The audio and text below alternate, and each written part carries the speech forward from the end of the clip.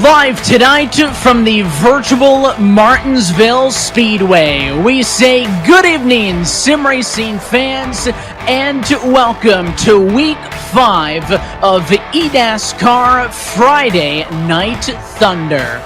We're under the lights tonight at the Paperclip, and happy that you're strapped into the virtual seat and along for the ride with us on the iRacing Esports Network. As always, my name is Evan Pasoko, joined alongside by my NASCAR Coca-Cola iRacing Series broadcast partner, Tim Terry. And Tim, one of the most hyped up races on the initial 2020 NASCAR schedule was the debut of nighttime racing at Martinsville. And well, yes, we'll have to wait a little bit longer to see that in real life. The folks over at iRacing have made it happen for us here tonight in the virtual world.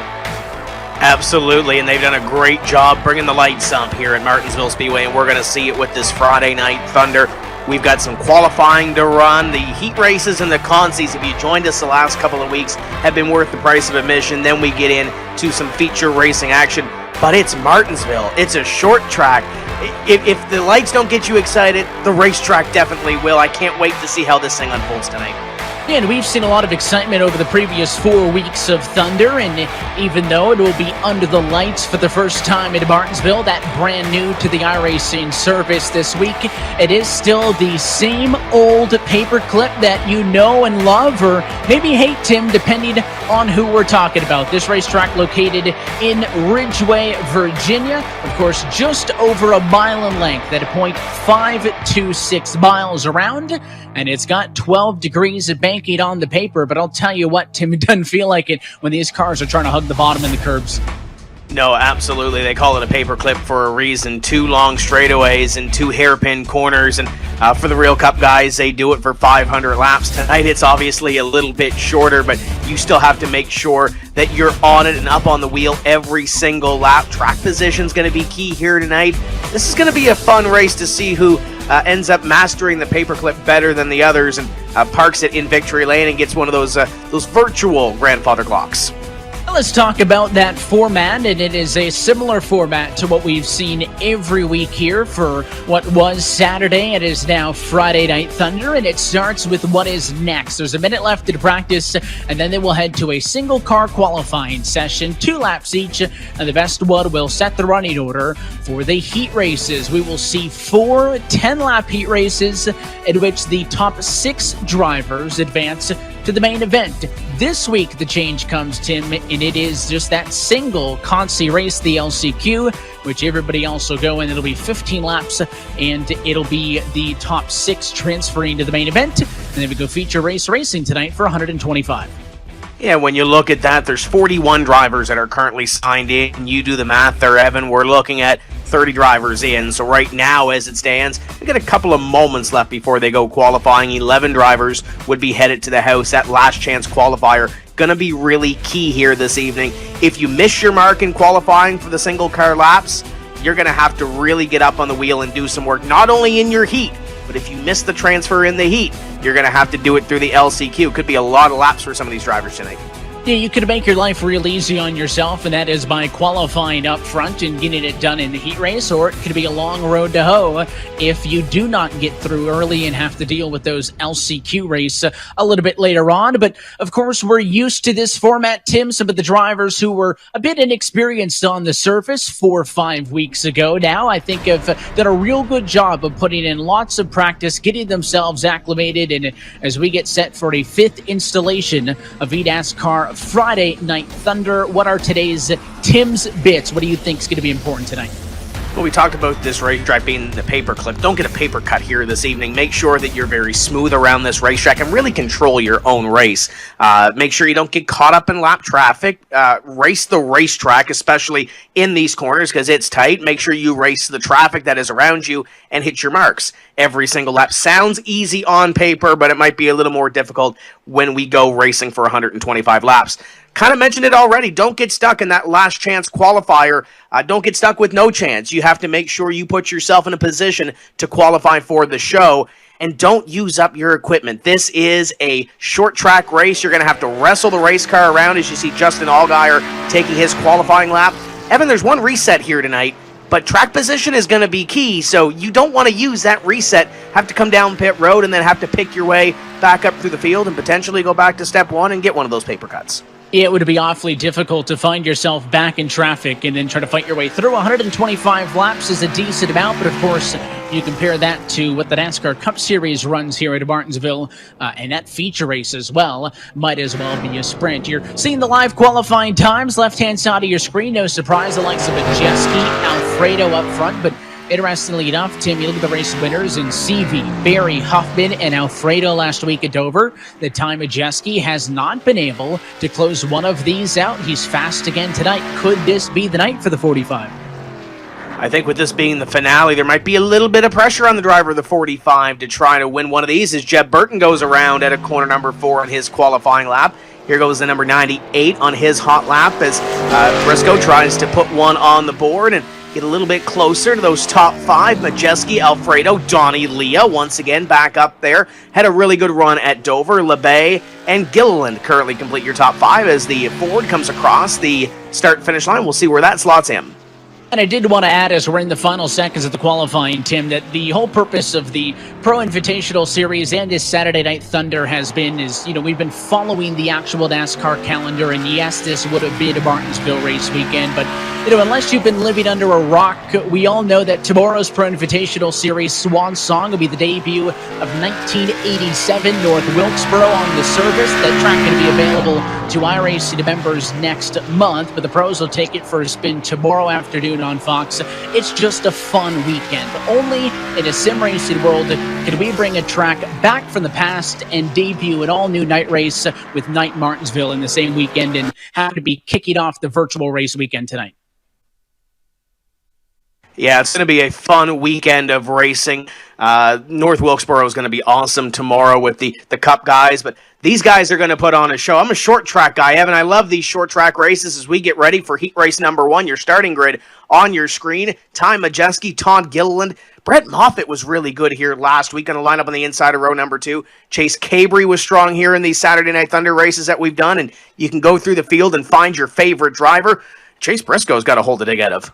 Yeah, these drivers you see here, 7th on the back, Truex through Burton. These are the drivers who find themselves beginning outside of a transfer position and are going to have to get some work done if they're going to get up there. 10 laps, not a ton of time at Martinsville, Tim.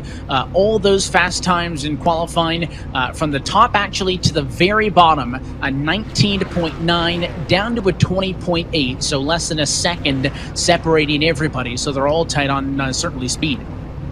Absolutely there. One small slip could end up going into the feature or being outside and having to go to the last chance qualifier. As the field begins to roll off for heat race number 1, you see Ty Majeski and Todd Gilliland on that front row. And you look outside those top 6 right now, Ryan Truex, one spot on the outside inside of row number 4. He's been quick on these short tracks, Evan, just hasn't had a whole lot of luck in that marquee hot tubs number 40. This could be the night he turns it around too. Lights out on top of the pace car. I think we got a little more trip around. Yes, we do before this one gets underway. And, of course, some of the best drivers from the likes of the NASCAR Xfinity Series, the Gander RV and Outdoors Truck Series, and more competing in this. As I mentioned off at the top, we have seen Logan Seavey, Josh Berry, Landon Huffman, and Anthony Alfredo be our feature race winners over the course of the previous 4 weeks of this championship. Do we continue that streak and see a 5th different winner tonight in round 5, or could one of those drivers look to repeat? But the virtual race weekend starts right here, right now, and we're happy that you're joining us on the iRacing Sports Network. It'll be Ty Majeski in the CMR Roofing Chevrolet in front of the field as we get set to go green. It's heat race number 1 from Martinsville. And he did a great job on that start, pulling away from the rest of the field. Todd Gilliland plugs the hole. Up the hill he goes.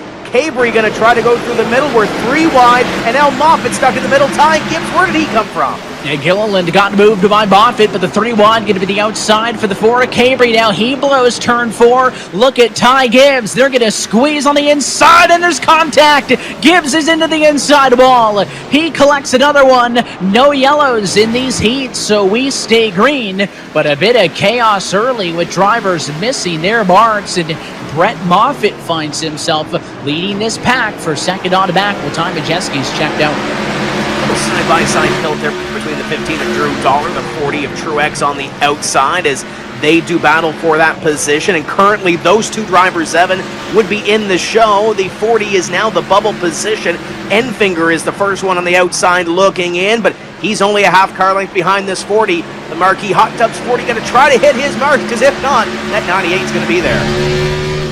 The 4 looking to the inside. You're on board with Enfinger. That's the virtual visor cam. You're seeing basically exactly what he's seeing in his sim rig at home, and he is currently on the bubble. P7 needing to get up to the 40 of Ryan Truex that you see up the hill in that number 40 Chevy just up the road. So, in fact, you don't even see Ty Majeski on that, because that's how far long gone the 45 machine is, as we're side by side for second. And I get Chase Cabrey wants this spot, Tim, but he and Brett Moffitt have to be careful as they're leaning on each other. Right now, they are both in.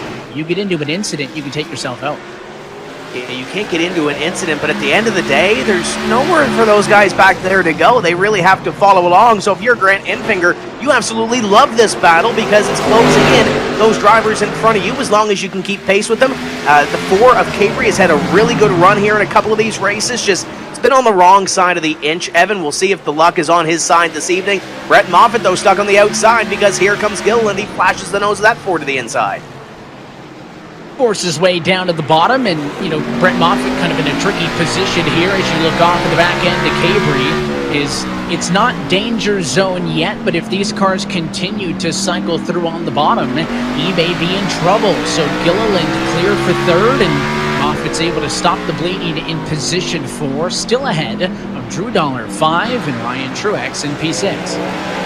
So now this packet single file, if you're wondering where Ty Majeski is, he's gone by about 3 seconds. He's halfway back to the Carolina border right now. He is checked out from the field. Cabrey in second, and then this field in behind. Enfinger is going to have to be the one we keep a half eye on, but Evan, he's fallen off the pace a little bit of this conga line here from second on back. And so far, again, they just need to work together, and there is as well, Tim, by the time we get to the feature in this, it should be, I believe, an invert, possibly for the top 10 or so. So we'll see if that plays a factor. It's the final time around for Heat Race 1 in this battle for second, third, fourth, fifth, and sixth. He's going to stay calm. Brent Enfinger unable to get up to the back of Truex, and Ty Majeski gets step 1 complete, and that is the Heat Race win. He does it from pole. And these guys pretty much status quo from second on back. Enfinger is going to be the first one out. Ryan Truex is going to make his way into the feature event through the heat race. So a couple of drivers had some tough luck at the very start of this one, Evan, and they'll have to work their way in through the last chance qualifiers. You see the results on your screen. Top 6 are directly into the feature. And those top 10 at least running, the lone car, page 2, would be Ty Gibbs. Of course, he started in a qualifying spot, but there he is involved in that incident early, does not finish, and that'll put him at the very back for whichever, the LCQ positioning he is assigned. Let's take a look, though, now, starting grid for Heat Race 2, and it is your winner from last week at the Monster Mile, Anthony Alfredo, bringing us to the green flag alongside Stephen Light. It's a lot of Xfinity cars up here, the likes of Harrison Burton and Demayat Snyder joining Alfredo and Light through the top 6. Then go back to the second half. Ruben Garcia was so strong in the qualifying races in the first half of the Saturday Night Thunder races that we've had, but he's got some work to do from the inside of row number 4 as you look back to the field. And keep a note as well in the 75 of Landon Huffman, actually driving the Landon Castle colors here this evening for Blue Emu. I know they've put a deal together, so we'll see if Huffman can bring that one to the front of the field. Currently in a transfer position, but Evan, you know how these short track races work. There's the 89 driven by Landon Huffman this evening as he'll take the green flag from position number 5. Yeah, not that chaotic as we take a look at our weather conditions in that first heat race. The drivers who started top 6 were the 6 who advanced, albeit they shuffled up the running order just a little bit, but there were no drivers from the outside working their way in, and Huffman would appreciate that because he finds himself at the inside of row 3 for this one. But the pace car is going to dive off it in, and again, let's see how critical the start is for Anthony Alfredo if he can get ahead of some of that chaos in the Blue Otter number 39 Chevy. The pace car is off it in. It's his field. And at turn number 4, green flag flies. We're off in Heat Race 2. We kind of saw the same thing in that first heat race, Evan. That 33 of Anthony Alfredo able to get an advantage. We saw it with Majeski. We'll see what happens here behind. Garcia is around in corner number 2, and it looks like it's a single car incident.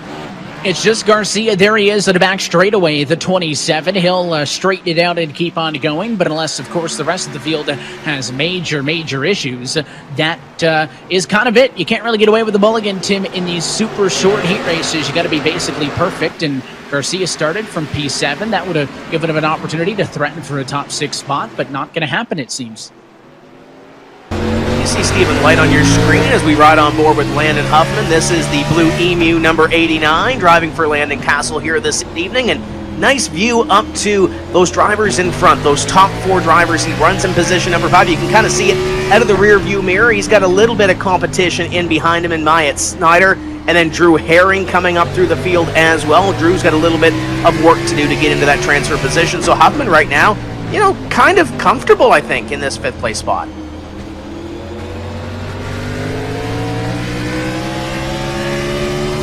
You can see Snyder behind him at a car length of a difference, P5 and 6, again, both in. So the car that I would be concerned about is that next one in line, number 3 Toyota of Drew Herring. He's worked his way from 8th to 7th, and is about 3 car lengths off of the bumper of Snyder for making a real challenge here.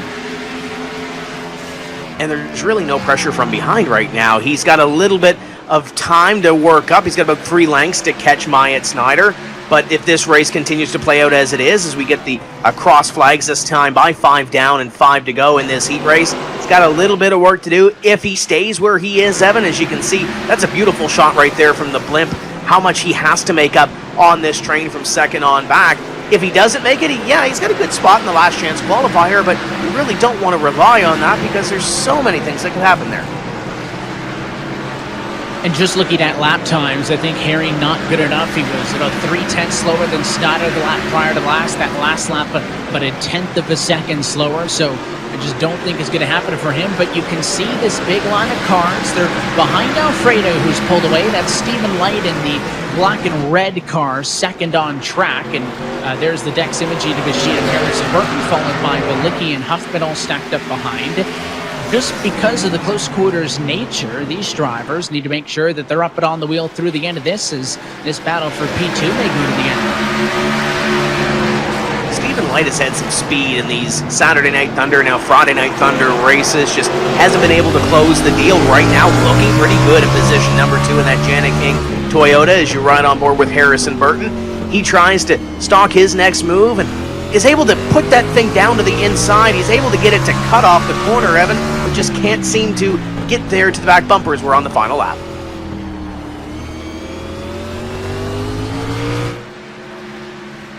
Not quite the dig off of the corner he needed, so that battle not going to come to fruition. And Anthony Alfredo up in front, pole to checkers. He's done it and wins heat race number 2. It is a P2 for Light, Burton, Balicki, Huffman, and Snyder. Moving on to the main event. We'll take a look here at the results. There are your top 10 on your screen. Those are the drivers that competed in heat race number 2. So Herring, McLaughlin, Vargas, and Garcia will have to work their way in through the last chance qualifier. As Evan, we get ready to grid heat race number 3. It continues to get darker here. The lights are coming up. This is short track racing at its finest. And there is a lot more to come as that sun continues to duck behind the grandstands. Let's look at your Friday Night Thunder starting grid for Heat Race 3. Donnie Leah, oh so impressive since he made his debut in this series a couple of weeks back. He'll join Derek Kraus on the front row for this one, but there are heavy hitters including Justin Allgaier and Josh Berry in the top 6.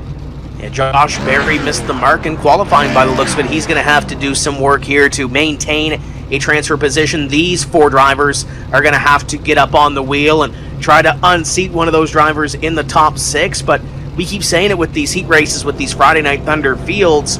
I don't know who you take out of that top 6 for a guy like Scott Stenzel, Jeffrey Earnhardt, Brandon Brown, or Spencer Boyd to replace as we get ready in just a few moments to see these cars roll off for their formation laps for their 10-lap heat.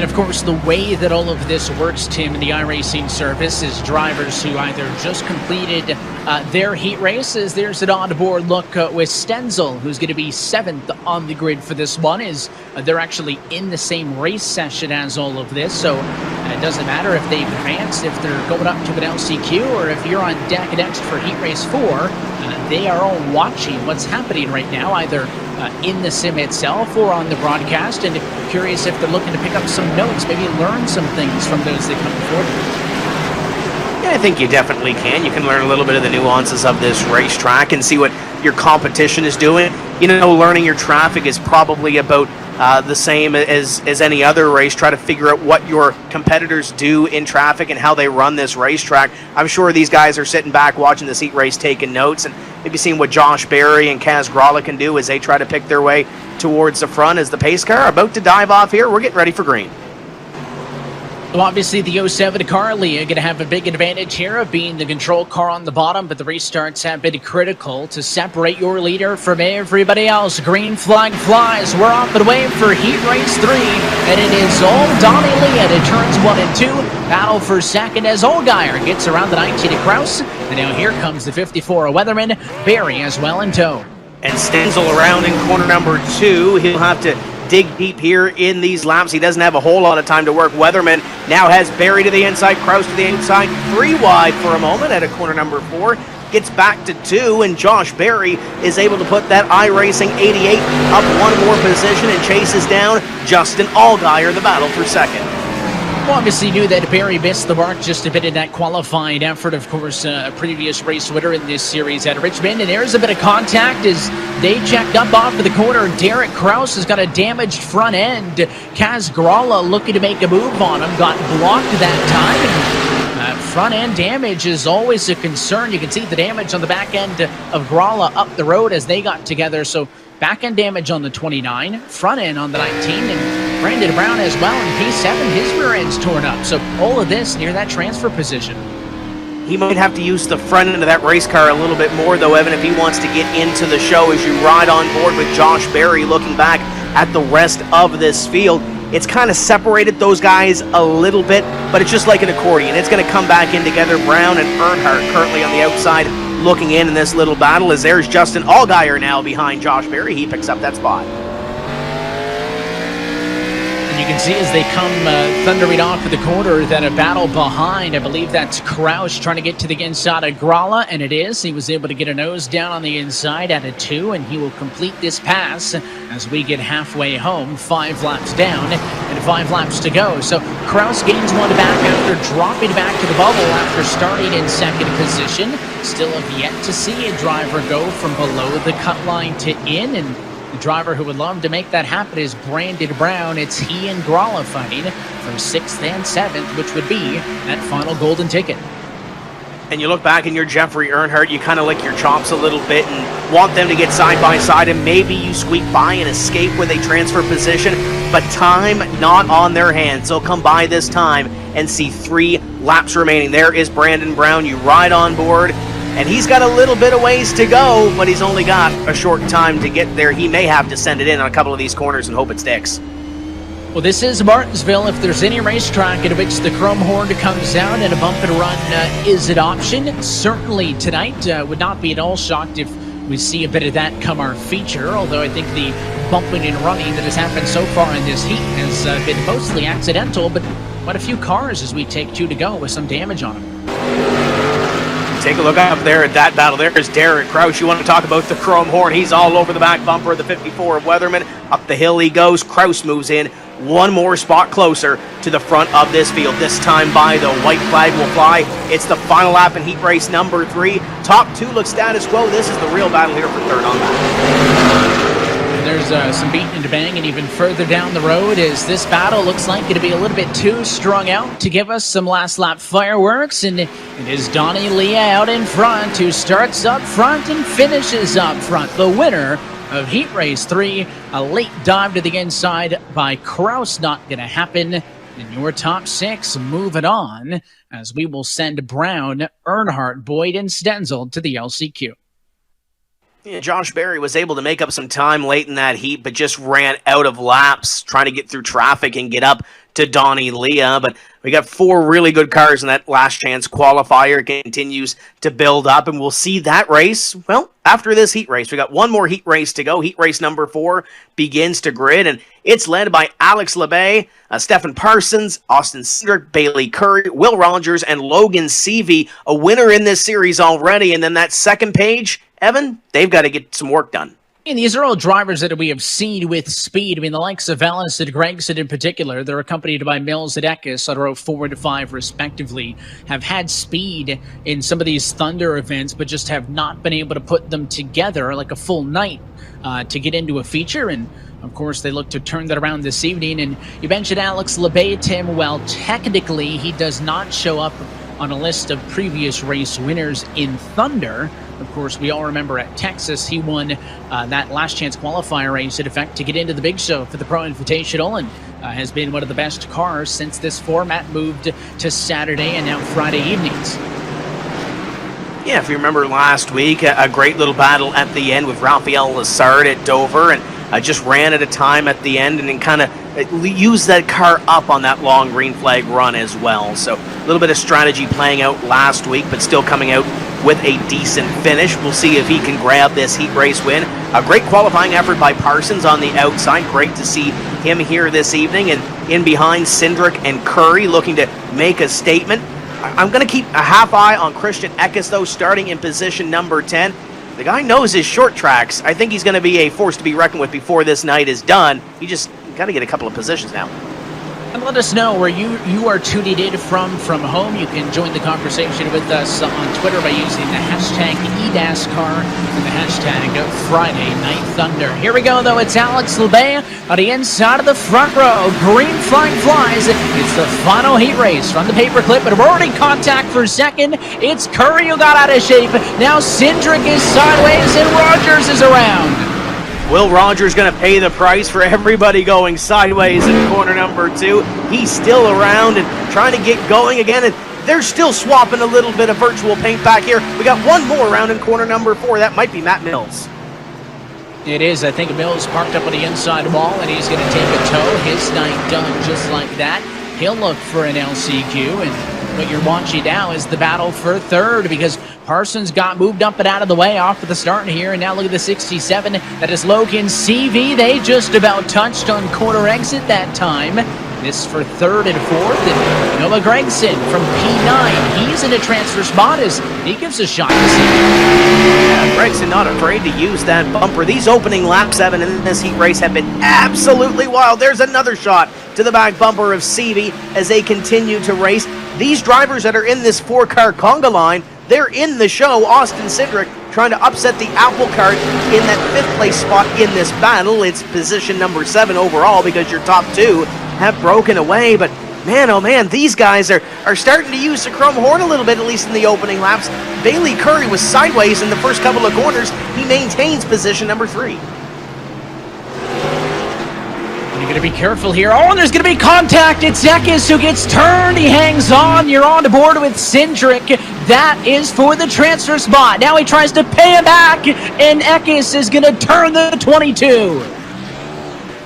I'm sure that's not going to be a big move from the race officials, or a popular move, and especially from those fans that are cheering on those drivers. But that short track race, and those tempers sometimes get a little bit bent, and we saw it right there. Labbe and Parsons are your 2 leaders up in front, Evan, and they've established about a 2-second gap back to this battle with Bailey Curry and the rest of the field trying to fight for a transfer spot. There's some fireworks here from Martinsville, and of course that shuffles up the running positions, but we talked all night about how we had yet to see somebody go for the outside and in, and Gregson from 9th and Eckes from 10th up to P5 and 6 respectively as we watch the battle. Third on deck. They dive it into corner number 1, the 74 Bailey Curry, Logan Seavey, and Noah Gregson. The good news is that they now have a little bit of breathing room. That sense of urgency that was there a couple of laps ago, probably not there now. Christian Eckes currently scored in position number 6 all by himself. Got about a second back, and he's got about 3 seconds up to this battle. So the sense of urgency that we saw in the opening laps, the the bumper tag that was being played, I think that's calmed down just a little bit here as we get ready to close off this heat race. Alex LeBay and Stephen Parsons going to take the white flag here.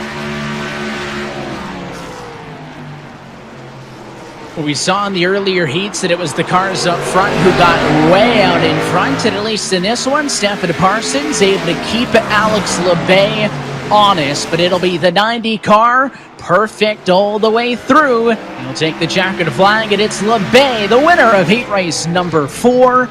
Parsons second, along with Bailey Curry, Logan Seavey, Noah Gregson, and Christian Eckes, your top 6 who are moving on to the feature.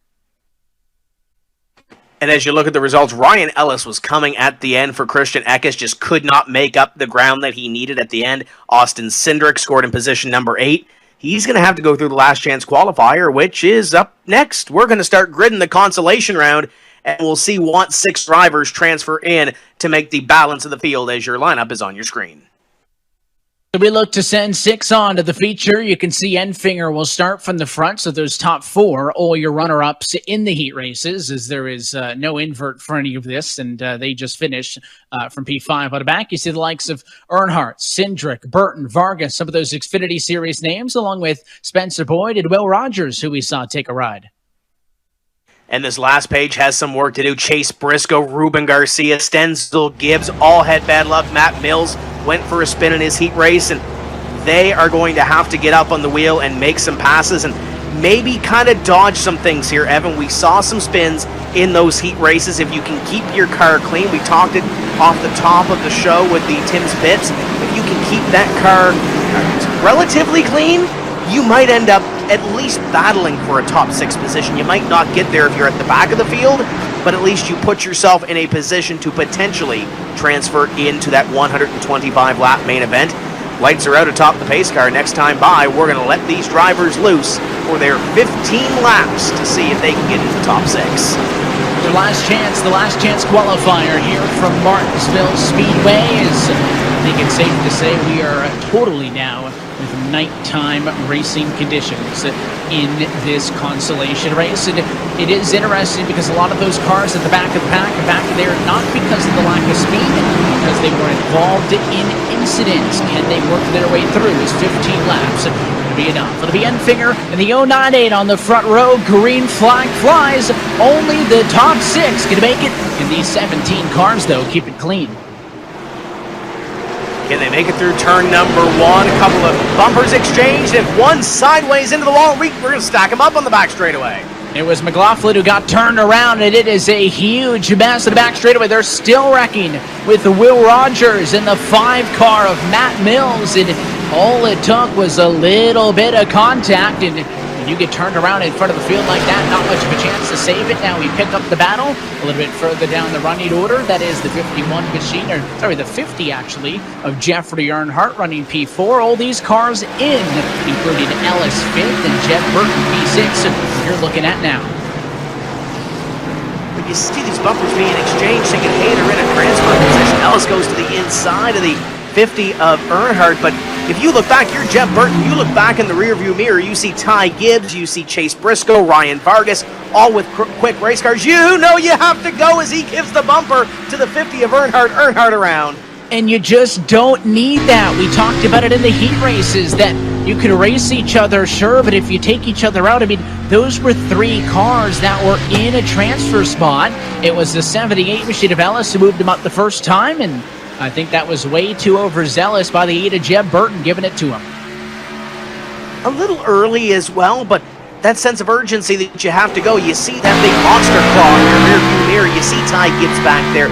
You see Stenzel. You see Briscoe. You really have to go, and maybe just missed the mark just a little bit and got in to that 50, and Earnhardt now back in position number 9, I do believe, as you look back from your leader, Grant Enfinger, back to the battle for position number 2. Give a shout out to Jesse Iwuji. What a run he's having in position number 3, looking for second.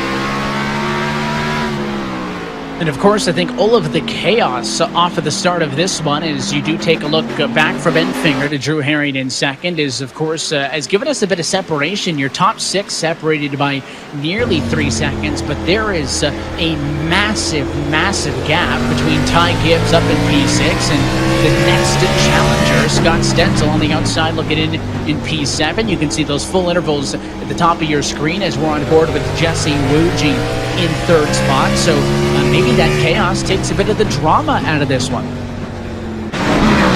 It doesn't. We have your top six that have broken away a little bit from seventh on back, but who knows? This is the battle for position number 5. Should something happen here, you make one small slip, it might very well put Scott Stenzel in the show, or at least bring that battle from 7th into 6th. Ty Gibbs, though, he doesn't want to start last in the feature. He wants to get at least one more position, move him up a little bit. Jeb Burton wants to protect position number 5, so we'll see how this fares out. They're only going to have 6 laps to go this time by the stripe. And the 18 has been awfully aggressive here. Of course, the last transfer spot in for the LCQ is still good, but it'll give you the worst starting spot for the main, and I think Jeb Burton did not want to risk getting moved out of the way by Gibbs. So Gibbs goes on through. It'll be a spot for P5 and 6, while at the front of the field, they'll look for 5 laps to go this time by, as that battle for the race lead has tightened up just a little bit. So a duo here, a duo there. Maybe Drew Herring's got something to fight for. The accordion has come back in together, and they all battle for the lead position. About a car length or so in between each of them, a little bit of distance to work with. Drew Herring maybe trying to see what his car has on a 15-lap run. Brent Enfinger right in front of him, and then now there's a little bit of a gap back. Jesse Owuji has to put up with Ryan Ellis on the back bumper for position number 3. They have about 2 seconds back until they get to Ty Gibbs and Jeb Burton. Ty Gibbs has taken position number 5 away from Burton, and as you can see on the side of your screen, Evan, about 4 seconds in that battle to transfer. Burton has the advantage on Stenzel. You can take a big issue for Jeb Burton, and again, maybe a bumping around with Gibbs, which is why he let the faster 18 Monster Energy Toyota Supra on through to kind of avoid that. That would mess up Jeb Burton's night. Stenzel not with the pace that would allow him to make up the 4 seconds of a deficit that he sits at now. That's a look off to the back end of Drew Herring in second, back to Owuji and Ellis. Right now fighting for 3rd and 4th as we come to look for the white flag. Yeah, the battle is tightened up a little bit up in front. Your top 6 all pretty much under a blanket as they'll come to the white silk this time. Evan, little bit of lap traffic in front of Enfinger. I don't think it's going to be any of a factor as they come out of corner number 2. Final time down the back straightaway in the Consi. It's not where he wanted to be, but Grant Enfinger is going to take care of business with the lap traffic looming. Enfinger's going to win the LCQ. He's going feature racing at Martinsville, and he will be joined by Drew Herring, Jesse Owuji, Ryan Ellis, Ty Gibbs, and as there's a battle behind them outside of the transfer spots to the line, Jeb Burton hangs on. P6, moving to the main show. It'll be Scott Stenzel, 7th, Tim, and everybody else on down, whose nights end early. Oh, what might have been for Jeffrey Earnhardt. Had such a fast race car and tried to rebound a little bit, finished in position number 8 after battling with Chase Briscoe at the end. Austin Cindric got turned early as well. Ruben Garcia caught up in that wreck, as was Will Rogers. There's a lot of good cars here that are on the back end of this field that will not be gridding for this feature event. And now with the lights on, these cars just shine brighter underneath the lights. We begin to grid our 30 cars getting ready to do battle for 125 laps. The night time is the right time. 30 drivers ready to do battle. So we'll go trackside, crank the music, and introduce you to your feature race starting grid. It'll be Ty Majeski on the pole position for this one, the number 45 heat race winner, along with Anthony Alfredo, Donnie Lee, and Alex LeBay, whose heat race winners got the front row seat. Yeah, Capry's going to be quick. Stephen Light showed some speed in practice. As you run down through this starting lineup, you're going to get to see where your favorite driver is starting. Josh Berry has some work to do from the inside of row number 4. Bailey Curry was strong in his heat, and Evan got about a lap and a half or so before we go racing and these drivers let at it for 125 laps. It's short track racing on a Friday night, something you would see at your NASCAR routes or your NASCAR home tracks racetrack on a weekend. I'm excited. I can't wait. And those final 6 are LCQ transfers, so the top 24 qualified in based on heats. All 30, of course, making for tonight's main event. Again, 125 laps, if necessary. Adamant to control the yellows. We haven't seen any yellows, of course, through the heats and the LCQs. And a lot of bragging rights on the line, maybe with a bit of added pressure for the final installment of the Thunder Series. But as we have been every race weekend for the last month and a half, we're happy that you're with us on the iRacing Sports Network. Pace truck down it in the field at the hands of Ty Majeski as we say, let's go racing from Martinsville. This is Friday Night Thunder. The Thunder down into corners number 1 and 2. The front few make it through, and Evan, looking at the back, it looks like they're playing nicely in the first opening couple of corners. Couple of drivers booted out to the outside. Harrison Burton, I believe, being one of them, stuck out on that outside line, and Alex LeBay might be the next one because here comes Josh Berry. Berry right now stuck up as he gets around to the inside. It was LeBay actually stuck up on the outside, and a yellow flag. First time tonight, a caution, and there is a big mess. I think that's down in turn number 1, and several drivers involved. The one that always jumps out and is easy to spot is Ty Gibbs, but it did not start with him. It was Noah Gregson, I believe, in the 9 car. We'll get a second look at this in just a moment on your iRacing replay, and I believe, Tim, it'll show that contact with Gregson and Seavey is what was the issue. And Landon Huffman gets collected in that, former winner in this Thunder Series, as we'll take a look at what happened to bring out the first caution flag of the evening here on the opening 2 laps of competition, as Gregson will wait for the field to pass. And Evan, there is a little bit of contact. There's that Truex in the back, and then it's sent into Weatherman. We already had one around on the outside, and then Gregson and Seavey come together. Yeah, I believe that was the 74 car turned around up against the fence of Bailey Curry, and obviously that affected Gregson. He made a move down to the bottom, I think took a shot, and then on corner exit pushed up across the nose of CV and the MPI Ford Mustang, and it was on from there. Landon Huffman had a front row seat of all of that, and the 89 machine did an awfully good job of doing his best to avoid severe damage. Basically came to a complete stop at one point to try to make sure that he was not collected in that one, and as some of the cars with damage trickled to pit road. Tim, not shocked by a bit of early chaos. We saw the chaos with, a dozen cars in those heats, so certainly was expecting it with a big main field. And once these drivers get a couple laps on and kind of get comfortable with their race cars, I'm sure we'll see these guys calm down just a little bit as we get ready to see another look at what happened here to bring out the yellow flag as the field paces behind the pace car. Here's an onboard with Myatt Snyder.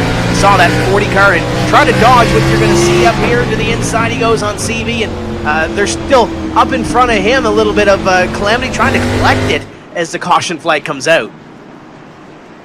But early yellow in this one. Again, yellow flag cycle is going to take about 3 to 4 laps out of this race every single time it happens. And of course, caution laps are counting against our total.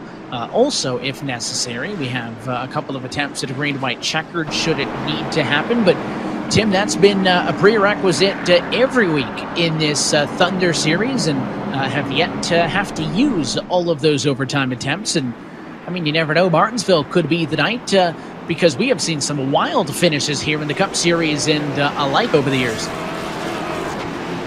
Indeed, we have it. You just saw the weather report, and the temperature has come down a little bit. The track temperature has come down a little bit. I know when we just finished practice starting heat races, the track temp was around 80 degrees. Now it's below 70 degrees as the night has come up. The lights have come up, and it gets a little bit cooler here in Virginia as the pace car will pull off. And Ty Majeski, once again, in command of this field. going to be up to him. Nobody wants to put the right foot down and to go through the gears. And there it is. Green flag flies. We're back underway. Leah maintains second, but look at Chase Caber to the inside of Alfredo. He'll push up. He gets into LeBay. It's chaos behind in a spin with Todd Gilliland. Eckes involved. It's just those two. Do they let it go? Looks like we're going to let it go up in front, at least the battle side by side, Parsons and LeBay as they go at it. Burton takes a peek to the inside of Stephen Light. Light is trapped on the outside, top 4 or 5 single file, and then it goes back to those side by side battles. And look at the battle scars on Todd Gilliland's machine. Kyle Weatherman sporting some battle scars as well as Drew Herring goes to the inside. I think we were joking last week from Dover as there was a bunch of cars driving around without the front clip on it, Tim, and they kind of looked like modifieds, and that was the only time that Donnie Leo was happy to not be in a modified because his car still had all the sheet metal on it, and he ran real good. And so far, a good start tonight from the paperclip, chasing down Ty Majeski as Cabry, big mover, P5 but he's under fire. Actually, Josh Berry just passed him up. So Josh Berry, your biggest mover, from a 7th to 3rd. Somebody to keep an eye on. This is a great little battle on your screen as well. That's Kaz Gralla. This is the battle for 13th place. Derek Kraus trying to make his way through the field. And Myatt Snyder, we saw him run well in his heat race. Great little tilt back here for about 13th on back. And a little bit of damage, as you can see, to the back bumper of the 29, and maybe a little bit of a crinkle on the back of the 19 car as well, as they were riding about mid-pack. Brett Moffitt right ahead of them, sporting a little bit of damage as well. And it looks like some of these drivers have been through about 100 laps so far at Martinsville. We've only gone 12 so far, and it'll be completed this time by. And as we see your race leaders now having to deal with a bit of lap-to traffic, you're looking off of the front end of race leader Ty Majeski. All of this is for position. So these lapped cars, the likes of Truex, Amuji, and Huffman, who are going to go 3 wide in front of the 45 car, maybe less inclined to get out of the way. And Majeski pushing his way through to the bottom, looking around 2 of them. It'll be Truex who wins out in that battle of the lapped cars. Now it's Donnie Leah trying to clear Jesse Iwuji, who will give him the inside line and give him some space as well. And lap traffic, Tim, if we break out into green flag runs, is going to be a big part of why you may win or lose this race, and that is how you navigate through it. And that lap traffic has tightened up those top 3 just a wee bit. Ty Majeski had a little bit of breathing room back to Donnie Lee, and now it's about a car length and a half or so. And Barry right there as well. You ride on board with Stephen Light as he looks up at the 20 of Harrison Burton. Burton had to chase that race car up the racetrack in the opening laps of this one, but he's finally found a place to ride in position number 8.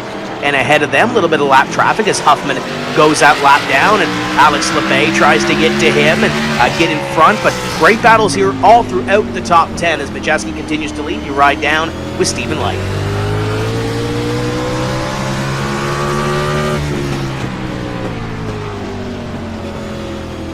And that's the 20 car of Harrison Burton in front of him. A battle for 8th to 9th that is the Blue Emu scheme of Landon Huffman on the outside, not Landon Castle. Tim, you mentioned off the top that they signed a deal with him to go on board. And of course, one of our more consistent drivers, a race winner at Talladega. Unfortunately, not the showing that he was hoping for with the opportunity with the Blue Emu colors on board. But a noted sim racer through and through, probably going to fight this one out and not park it, and even though he's a lap down, try to fight and get that car in. Of course, the good folks over at Blue Emu, all the TV time that he can. But let's listen on board with Stephen Light for a moment here as he goes around again. He's right now running P9.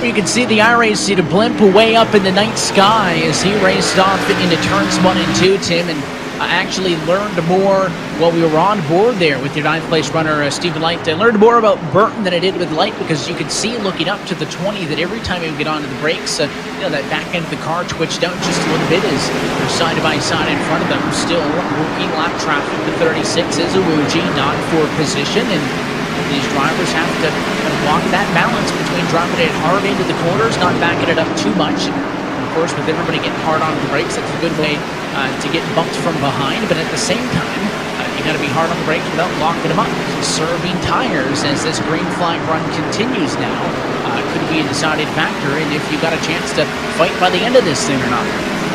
And we saw that battle there as the 90 of Alex LeBay kind of slides a nose to the inside of Anthony Alfredo. That is a battle for position number 5. Almost a little bit of contact off of corner number 4. Got a little tight there. LeBay should be able to pick up the spot. Does Parsons go down to the inside? He allows the 33 of Alfredo in, but kind of keeps it to them. And these guys are doing a great job riding back here, but so are your leaders up in front. Ty Majeski is gone. The battle starts to wear on for position number 2. That is the 07 of Donnie Leah ahead, just ahead of them.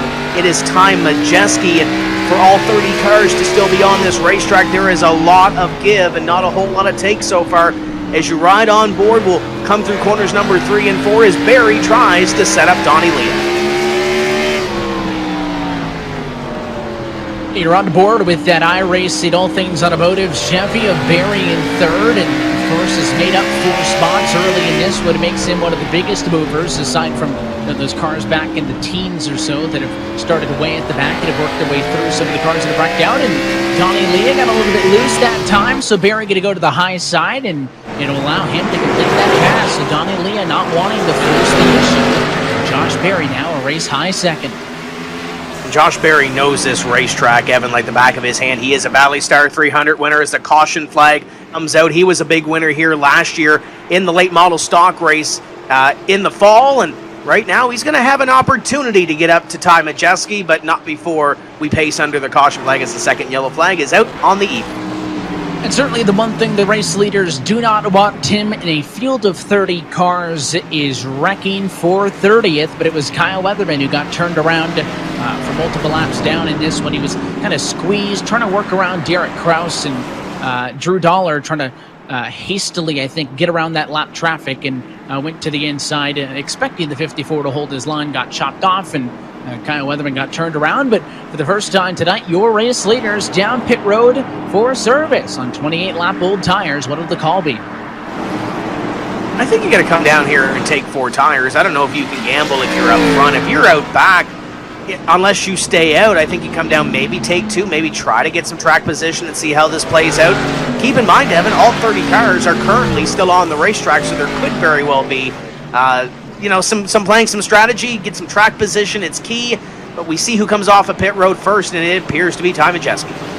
Majeski with the 14.6 second stop, the first of those who go with 4 tires in fuel, but Ryan Truex missing pit road, actively getting scored as our race leader, but now he has to give all those spots back. So never mind, Majeski does maintain the very top spot in the running order, and no other changes, it appears, for the moment, as we'll take a second look now at that incident. And there's Drew Dollar to the inside, just got maybe a little too much. And he saw that hole to the inside of Kyle Weatherman and took the opportunity to get there, but the hole closed up fairly quickly. And with race cars all the way around this racetrack like a conveyor belt, there's really nowhere to pull out. So that will be a yellow flag to get that 54 right in the right direction.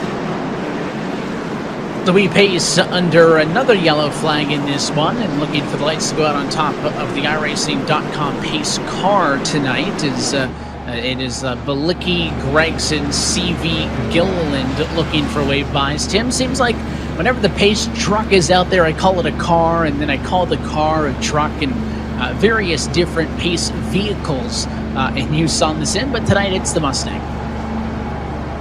And doing a great job up in front as looks back to the field, and you see a couple of cars, as you mentioned there, that are laps down, trying to get the wave around and get back on the tail end of the lead lap and get some work done. All 30 cars that started are still in this, and I keep saying that because Kyle Weatherman was the yellow flag, and he is currently scored 4 laps down in position number 30, but still a part of this race. And who knows, gets a couple of free passes, maybe a couple of caution flags, and can get a couple of wave rounds. You never know, he might be back in the race, but time probably not on his side as we get ready to go green flag racing. We're under 100 laps to go.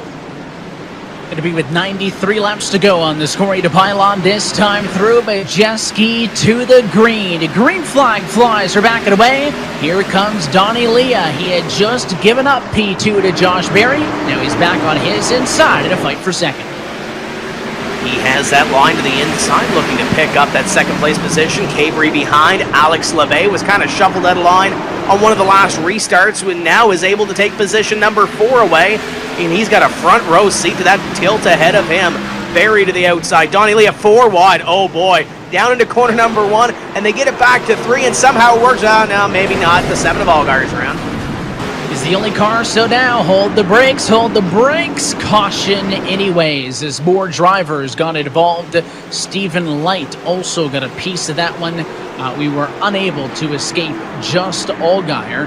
After he went up to the wall, Light went around on the bumper of Burton, and it basically log jammed at turn number 2, just past that camera shot that we saw of just Allgaier. Certainly if it was just the 7 up against the fence, we would have kept it green, but race control, Kevin Iannarelli seeing the incident at a turn number 2 and throwing the yellow, and let's get a refresher of what happened here. And it all starts with some more 4 wide. We saw the 4 wide unfold, and then Stephen Light gets into Justin Allgaier, and Light stacks up behind. Burton's there, Truex, Weatherman, and they all get around, but it's going to throw the caution flag out, trying to get those 2 cars going in the right direction again. But the yellow flag comes back out here as the field will pace in behind the pace car, and an opportunity for these guys, especially Evan, in the middle of the pack to breathe. You saw that 2, 3, and 4 wide even on the front straightaway come out. It gives these guys an opportunity to relax a little bit, maybe reset, and try to, put that behind them and get some laps in here. And if you're tuning in and you're still relatively new to this iRacing thing, and maybe you've been tuning in for the last couple of weeks, or maybe tonight for the first time, we're happy to have you with us on the iRacing Esports Network. Tim, and in iRacing, typically most races with automatic caution flags is we'll take a look back at this whole thing unfold with lapped cars getting waved on by, but with those automatic yellows, as we watch Allgaier, Tim, any spin almost is going to trigger a yellow. We have manual cautions here, though, to let a little bit get away with this. You see Snyder into the 7, and they straighten it out, and this is where we picked up the 4 wide initially. The benefit of sim racing, obviously, as we will now see the contact in 2, is that there's no debris actually left on track, so cautions are almost always that 3 to 4 lap window. And as well, there's no inherent safety risk by a spun car being left on track. That's why we'll sit for a few extra seconds when there's an incident, just to see if those drivers can actually clear the track, because our main concern with throwing a yellow is that the track might be blocked when some of those lead cars come back.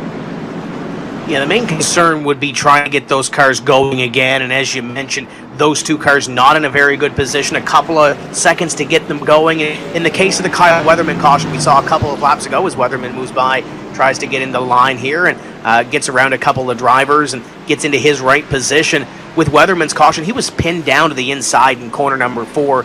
A, that's not a good place to be, and B, if you're trying to turn around, especially when there's cars whipping by you, fields working through lap traffic, it's kind of hard to get that one back as the pace car lights are off. We're going to get back to some green flag racing here. We'll see if Josh Berry can get back to the inside of Donnie Leah. They've kind of exchanged that second place position. We'll see what they can do here.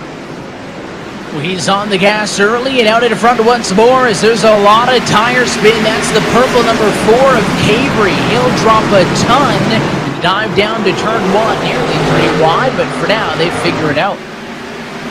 Berry's going to take 3rd. Alex LeVay falls into line to 4th. Parsons in position number 5. Top 5, single file. Little bit of a bump to the 90 of Alex LeVay from Parsons. In behind is Anthony Alfredo, trying to make up one more position, get himself into the top 5, and it's going to get tight. Parsons up the hill, side by side at a 2. And it's headlined by the duo of Alfredo and Parsons. It'll be for 5 and 6, but you see maybe a bit of contact that time with Dollar and Burton as they were 2 by 2. Now Alfredo clears it, and let's take the look from high and above with the iRacing blimp cam. Dollar picks up a spot. Ty Gibbs trying to go to the inside of Harrison Burton, and Parsons has found a spot in the line, and Cabri right there as well. A little bit of a battle back there. I believe that's Eckes and Gralla going at it. These drivers up in front have found a place to race, and now it's trying to pick up a couple of positions. You ride on board with Ty Gibbs just to see how tight it is to that inside. Don't want to hit that curve. Don't want to hit that outside car, but you also want to pick up the position and try to chase down Drew Dollar in front of you, little tire smoke. You can see it. I think it was the 4 who locked up there with the 83 in tow of Parsons, and the battle continues to be now with the number 098 car of Enfield turning around the damage to Plan B sales entry of Brett Moffitt, who's got a bit of rear end damage from being involved in the incident. I see Allgaier who checked up. The 7 car is going to get tagged. He spins in 4. A bit of damage as the 54 was collected, but it is just at Allgaier, but he can't get going, and this may force a yellow, and there it is. Yeah, he was trying to get going, and it looked like he almost had it straight, but got looped around one more time, and with the field bearing down on him, that wouldn't have been good. So we'll slow the field down once again and see that yellow flag come out. Ty Majeski, Donnie Leah, and Josh Berry, your top 3, as they'll slow it up behind the iRacing pace car once again, just shy of the 50-lap mark. So the other drivers behind who got collected by the 7, kind of the innocent victims, in just at Allgaier's defense, did attempt to get going by kind of flipping that into a half a donut again. As you mentioned, though, the traffic of Dollar who came into that makes it look not that great for the 7 to turn the car around right in front of him. Granted, not normally a situation you're presented with in real life. Check this out. It's a checkup. He gets into the back of the 098, and as they head back down off this end of the racetrack, you'll see the 7 car get turned around as he drives it hard, checks it up. He gets hit by Truex, and he gets up and onto the curb. And right here, we're fine. But then he tries to get back going, and right there, 9 car, hello, or the 8 car, I should say. And at this point, you can't be doing donuts in the corner, and with only 20-second lap times, no choice but to throw the yellow, and your race leaders would have been shortly on the scene. So I think the correct call to check this one up again, but Jim, a string of yellows now early in this race at Martinsville. Again, I think a lot of drivers getting their money's worth as race control is patrolling that they can only use 1 quick repair in this race. I saw a black flag issued to Jeb Burton a little bit ago, a 1-lap penalty for using more than 1 quick repair. So drivers getting their money's worth of those early. And at Martinsville, you don't really need to get the car fixed if it is not critical damage. So I wouldn't be shocked if we see cars with the bumpers torn up mid-race and continuing to the end of this one who have just simply opted to drive around with that, not burn up a quick repair because they don't feel like it's hurting them that much. And you don't want to use it early either, Evan, and put yourself, A, behind in track position, and B, knowing that you don't have another quick repair to really use, or Kevin Iannarelli's going to come down and throw that black flag at you. Looking out through the fields, we get some new drivers that we haven't talked about a whole lot in the top 10. How about Drew Dollar? He worked his way up through Legend Cars in the US LCI program, and up into the ARCA Menards Series, has done some late model stuff, and really great to see him out here. He's a short track guy. He knows his way around. Great to see him getting a grasp of this iRacing service. Currently in the top 10, and he had to muscle a couple of cars around early in this race. He'll line up to the outside here as we get ready to go green, and excited to see what he can do throughout the summer. I know he's itching to get back to racing. Saw him grow up through that US Legend Cars program, and can't wait to see what he does in 2020 when we get back to the real world.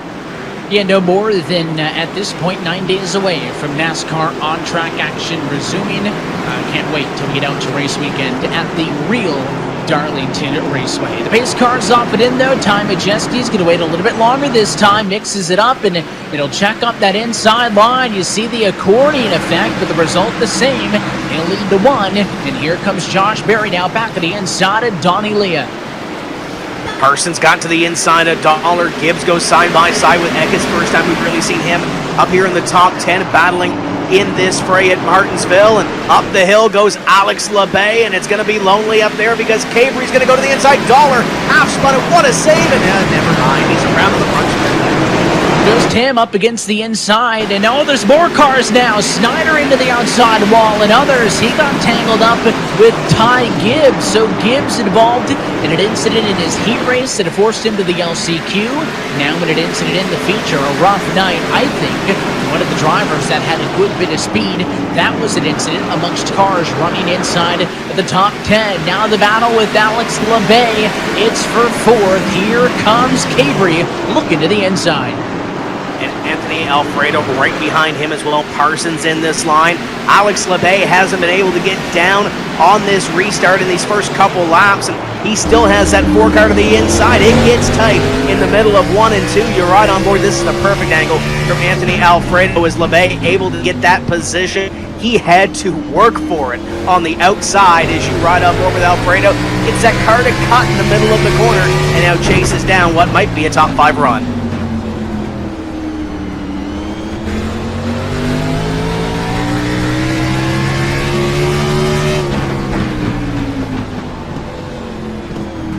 Hard on the brakes that time as he closed in on the back end and Chase Cabri, who at least that time through 3 and 4 backed up the quarter just a bit more, and now he's knocking on the door. A bit of contact that time in the battle for P6 and 7, and I don't think it was an intentional move, Tim, but Alfredo just able to get that car harder into the quarters, gets it in deeper than Cabri is right now. Yeah, that was a knock at the door. It might have been a little harder as the caution flag comes back out. So the yellow flag returns on lap number 57. Yeah, that was one knock. Not the second one, but Noah Gregson around on the inside, and that car looks a little worse for wear. Yeah, he has had a rough night so far, and it only got worse as I think he got the boot by Jesse Iwuji. The 36 car sent him, and I think there's also damage on the likes of Josh Balicki and Drew Herring, and now you're kind of getting to the point as there was another separate incident at the same time, by the way. Light got into it with Jeb Burton and Grant Enfinger, so pick your poison on which one you actually want to consider the cause of the yellow, because Enfinger got turned from 13th, and then the incident with Gregson happened. It's Martinsville. It's short track racing. There's a lot that can happen as we'll take a look at what may have sparked this caution flag. As you mentioned, a couple of different looks here. There is the 36 on your screen at Jesse Iwuji. The Gregson machine up high as they come out of corner number 4. And it looks like they trying to make a little contact right there. Maybe Jesse didn't anticipate Noah to come down, or the move that Noah made. And man, what a tough break for Jesse Iwuji. He was been running so strong here, and then you see Jeb Burton in front spun out. Yeah, no good. And, when you have chaos, it tends to multiply and expand real quick at a place like Martinsville. Not a lot of places to hide, similar to Dover in that respect. Of course, the two racetracks, despite the fact that, the Monster Mile and Martinsville on the shorter end of the spectrum couldn't be any different. But they don't both have that in common, Tim, and that is when chaos strikes, it's hard to hide. We talked about drivers in the top 10 trying to make a mark on this finale for the Friday Night Thunder Series. Stephen Parsons joining us here this week, currently scored in position number 8. He's been doing some racing on the sim the last couple of weeks, Evan. Saw him in the Grand National Tour finale on Wednesday evening, so he's been doing some short track racing, trying to bring it to speed, and right now, a great qualifying effort, and running in the top 10. Clean looking race car too. I don't think there's a mark on that race car right now. We've seen the top 3, top 4 maybe be the class of the field so far, but if something happens, I believe this 83 is a shoo-in for a top 5 run here tonight. When we take a look at the running order, some drivers with big gains, the likes of Christian Eckes, who is on screen now in the 81 car, started 24th. He's up to 7th. You've also got Kaz Gralla, who started 23rd, up to P10. Tim, those drivers qualifying in on the very backs of their heat races are making some noise. Again, the top 24 ordered by heat race finishing position 25 through 30 based on LCQ. Your highest running LCQ entry is only Ryan Ellis at 18th. Those drivers from the very back of the pack have struggled to gain track position. Green flag flies, though. We're back underway on the doorstep, halfway home from Martinsville. Donnie Leah able to put the bumper to the inside just barely. It's able to keep Josh Berry to the outside, and Alex LeBay going to find a spot in the line to the inside quickly on this restart, though a little bit of a slide down into corner number 3. The battle continues to be for second. We'll see if Donnie Leah can pick that spot up, and they get single file. Josh Berry falls in line. Anthony Alfredo sends it in on the outside. He had to deal with a little bit of a side swipe there as we're on board with LeBay, but it's Leah and Barry who I'm fascinated by, Tim, because they basically just keep trading spots on the restarts. Donnie Leah restarted third for this on the inside of row 2, and a better spot than Barry from second on the outside of the front row past him. And if we get another yellow, you'll probably see that be paid back by Barry then in third. Trying to get back by the 07. They've done it about 3-4 restarts in a row now. But if you have a fast race car, why fight with each other right now? Save a little bit. There's the 74 of Curry in the back bumper, the 29 of Gralla. That was almost big. Logan Seavey in behind. Brett Moffitt doing a great job back there as well as he dives it down to the inside of Seavey. Great side-by-side battle between a few of these cars back here, Evan, that have been in some of the incidents tonight and have some of the battle scars. I'm sure that 74 of Curry probably not handling as pristine without a deck lid on the back of this Xfinity style race car. We haven't talked a bunch about Curry in this main event. Had a bit of a rough go through the heats, but was able to get on in, and with no back end as you're on board now with Seavey. You're looking up to the 23 machine of Moffitt, then it's Curry, and then Bravo. So this battle for 14th on up. And you know, if you're riding on board with that 29 at Kaz Gralla, where do you hit the back bumper of that 74? Because there's not a whole lot of a bumper left. He's going to try to get to the inside, though. He's trying to move around Bailey Curry, but as you ride on board with Seavey, there's another shot. Up the racetrack goes Bailey Curry, and hello, Kaz Gralla. It was only a matter of time, I would have thought, because Gralla was hungry on the back bumper. And Kaz wasn't concerned on where to hit him because Bailey Curry didn't even have a rear bumper to hit. Just went for the roll bar on the back end there. The bumper brace and moved him up and out of the way. And it'll cost Curry 4 positions as he'll get passed up by not only Gralla, but Moffitt, Seavey, and Gibbs all on through as well for position. And all these race cars with varying degrees of damage and battle wounds as we're now past halfway home tonight for Friday Night Thunder. And I think if you're that 18 at Gibbs, you have the opportunity. You had that fast repair to try to get up and try to battle with these guys as we continue to run around here with getting close to that 50 lap to go mark here, Evan.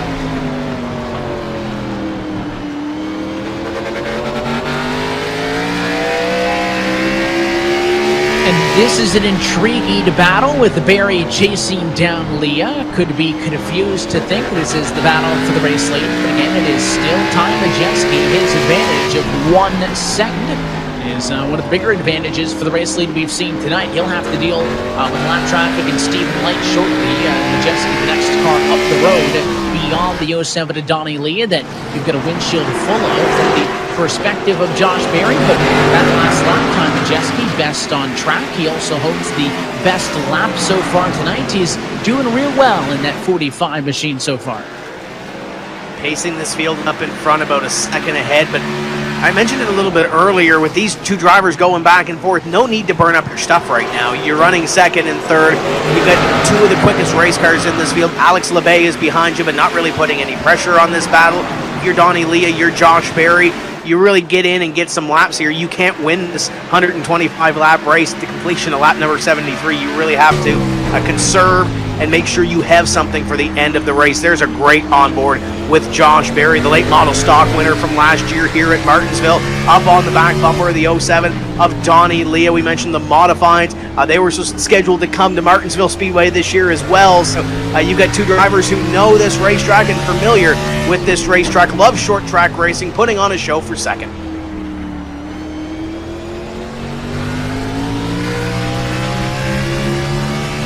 This whole Thunder series is kind of turned into a bit of a de facto short track series, and in the fact that, not by design, mimicking what we have seen with the big boys on Sunday afternoons and whatnot with the Pro Invitational Series, but with the exception of Talladega, Dover a borderline track, but Bristol, Richmond, and Dover all race like those physical short tracks, and of course, Martinsville, a classic one, as you see Barry looking to the inside of Leah, maybe giving these drivers an opportunity, Tim, not only as Barry makes the pass for P2 to flex their sim experience, but maybe at the same time show that short track experience as well.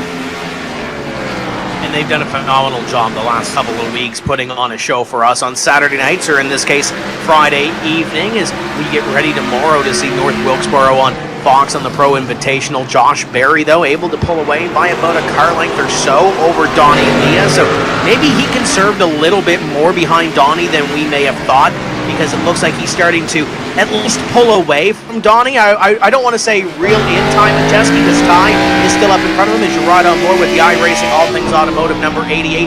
He's still got some work to do, and oh, by the way, that's Stephen Light in the middle of these two cars.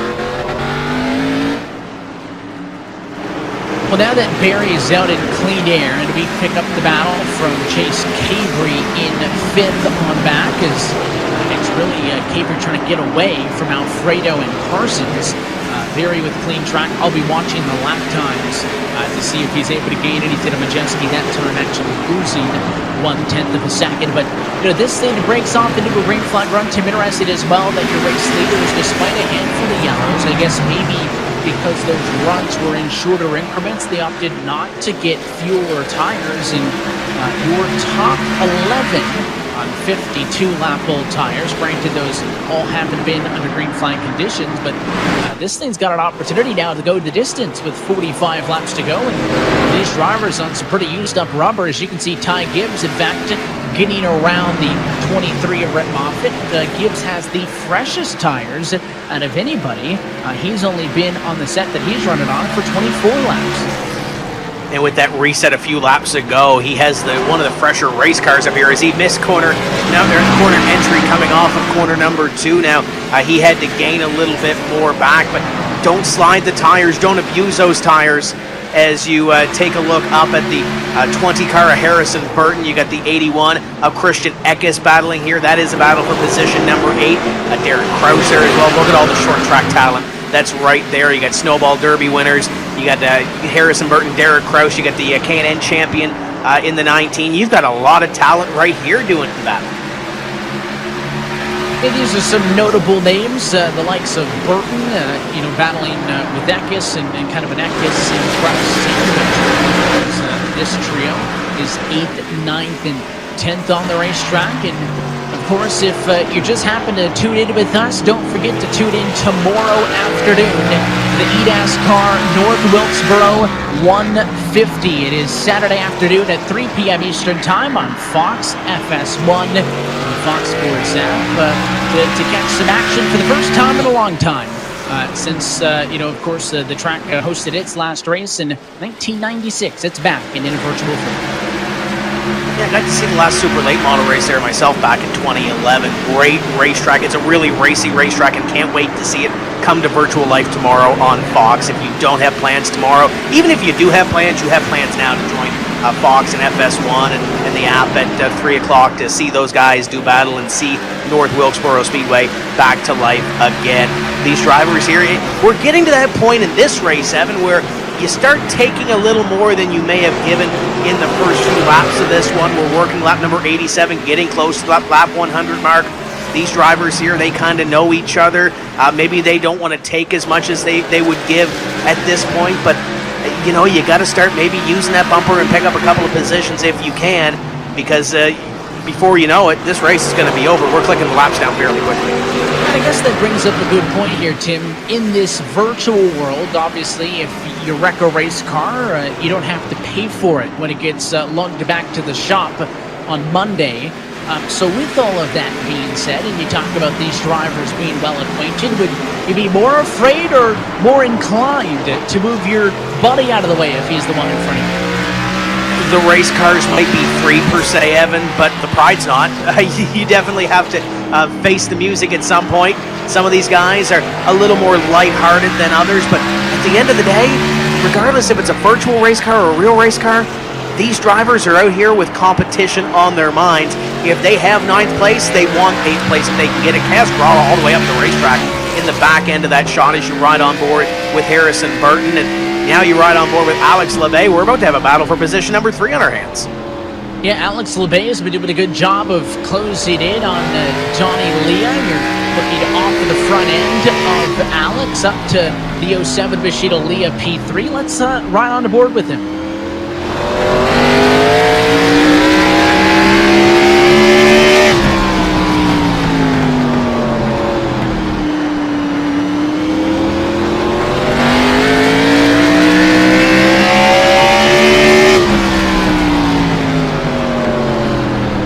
Tim, I'm noticing as he drives it into the bumper now that LeBay is going a little bit wider on entry. And honestly, I would think that would help him on exit, but it seems like all the time he's making up is driving it down into the turn. Yeah, a little bit of a different line per se on the entry than Donnie Leah, but at the end of the day, it almost looks like these two are kind of equidistant. There's Stephen Light in behind. Light is a lapped car. He's trying to get the free pass position if we were to have a caution, but Drew Herring just went one lap down. You kind of saw it on that onboard. Is another look here down through 1 and 2, and the 90 of LeBay able to get to the bumper. A little better on corner entry, Evan, but the 07 of Donnie Leah has a little more drive off, and there's that yellow flag. It'll come back out and break up a run, and it was right in front of some of your top cars. Landon Huffman around your Talladega Saturday Night Thunder winner. Turned the wrong way around, and that was contact as he was a lapped car. He got moved by a lead lap car. A car actually headed over brakes in, so you'll check that out in just a moment. Two lapped cars, Tim, trying to get out of the way of each other, and instead come together. It happens down in turn 3. And that's Gregson on the back bumper of the 89 of Huffman. Curry right ahead.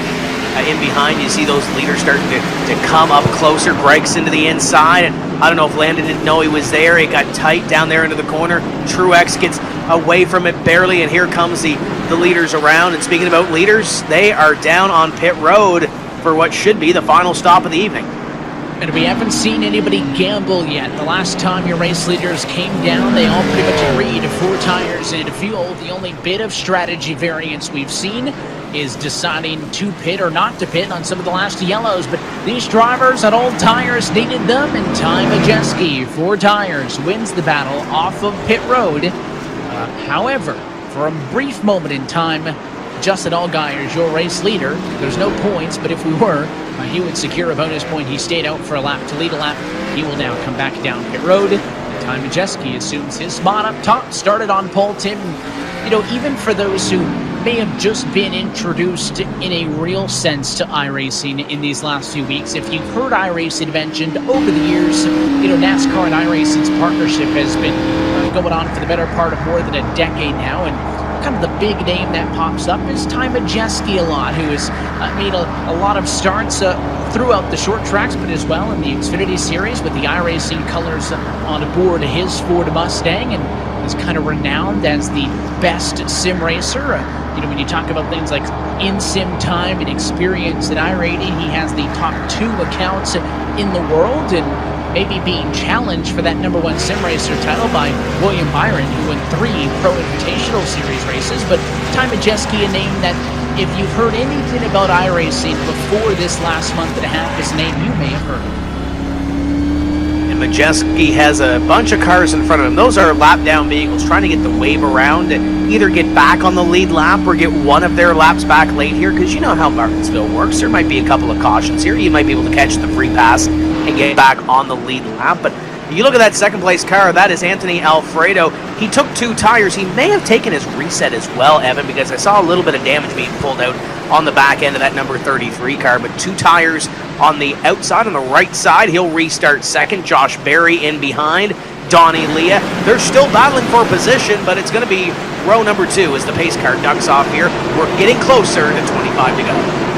This one going to be with 26 laps to go. Could it be the final restart of the night? Green flag flies. We're off and away. And here comes Josh Berry. He's to the inside of Anthony Alfredo. The fight's going to be for second.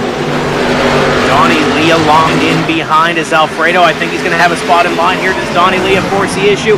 Heck yeah, he does. To the inside he goes, and Berry gets turned into the fence in turn number 3.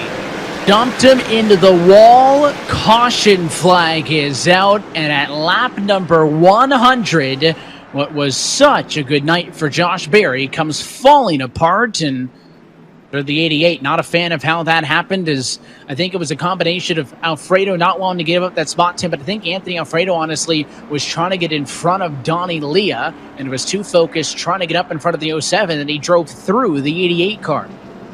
I think it was a little bit of playing defense more than it was offense, and I think when the defense kind of took over to protect that spot from Donnie Leah, he may have lost sight of the big picture in front of him and Josh Berry. And, you know, once that contact was made, we'll take a look at the replay here in a moment. Once that contact was made, there's really no way to get around it. Take a look at the 33. He's got the car on the inside of Donnie Leah. Berry kind of moves up the racetrack a little bit.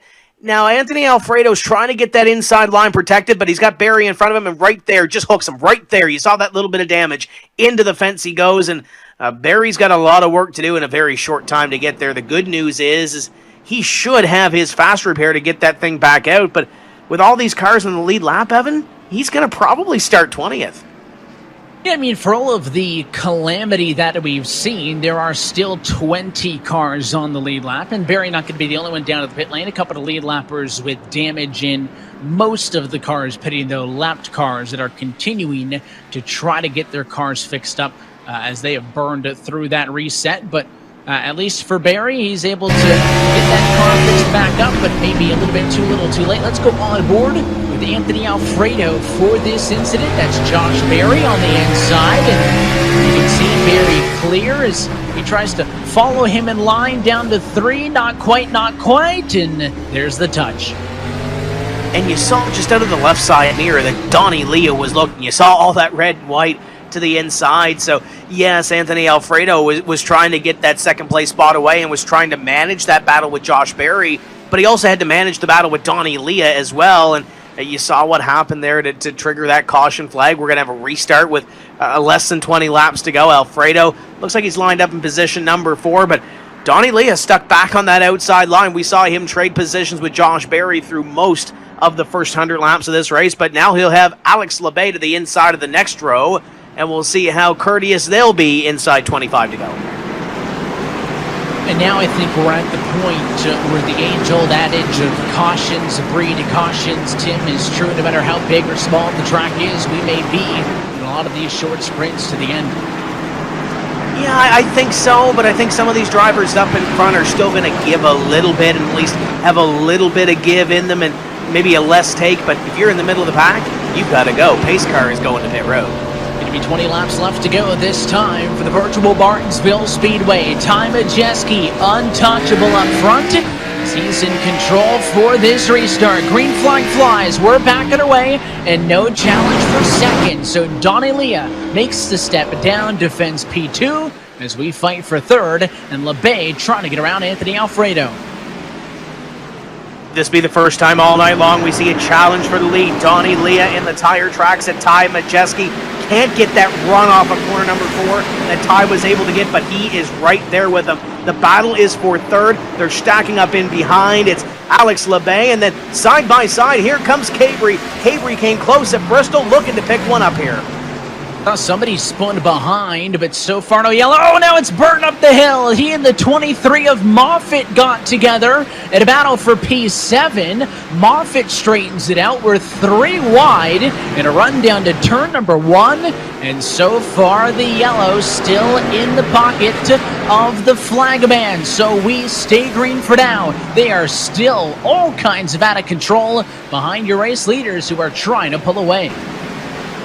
I'm scratching my head trying to figure out how they all maintain forward momentum, Evan. That was good. The 33 of Alfredo goes for a little bit of slide. He maintains forward momentum, but loses 2 spots, and it might be a third because the 81 is coming to the inside as well. The battle for the lead continues to be single file, but you keep an eye on this battle right here. A little more contact. Eckes and Alfredo kind of got shoved out of line a little bit, Evan, and now he's trying to regroup, but he's got some cars lined up on the inside. He's trying to find a spot down here, but I'm not sure the 74 of Bailey Curry's going to let that happen. Alfredo is clear. He drives it in hard into the corner. Oh, and there's contact. Curry gives a shot, and Alfredo sideways hangs on. That was, again, a little bit more of that give as opposed to the take. Now to the 74, Curry diving to the inside in 2, trying to take advantage, I think, of a fluster at Alfredo and a yellow at lap 111. And the yellow flag will fly, and I think that's race leader! Look out! Stephen Light was on the front straightaway, and he just turned into race leader Ty Majeski.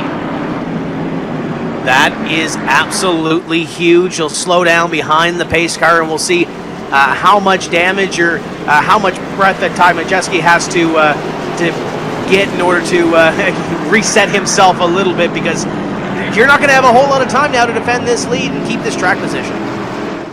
And Stephen Light has been immediately parked by race control, obviously not intentional.